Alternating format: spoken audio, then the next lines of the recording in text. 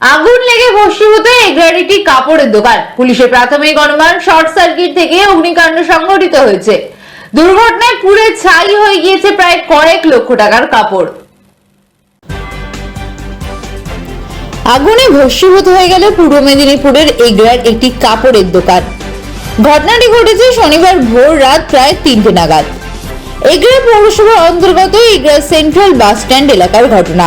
এগরা পৌরসভা 8 নম্বর ওয়ার্ডে প্রধান ড্রেসেস নামক কাপড়ের দোকানটি তালাবন্ধ অবস্থাতেই আজ ভোর রাতে আগুন লেগে সম্পূর্ণ ভস্মীভূত হয়ে যায়। প্রতিবেশীরা দেখতে পেয়ে এগরা থানায় খবর দিলে এগরা থানার পুলিশ বাহিনী ও দমকলের প্রচেষ্টায় আগুন নেভানো সম্ভব হয়। পুলিশের প্রাথমিক তদন্তে অনুমান শর্ট সার্কিট থেকেই আগুন লেগেছে। জানা গেছে দোকানের মধ্যে থাকা কয়েক লক্ষ টাকার কাপড় পুড়ে ছাই হয়ে গেছে। এই ঘটনায় চাঞ্চল্য ছড়িয়েছে এলাকায়।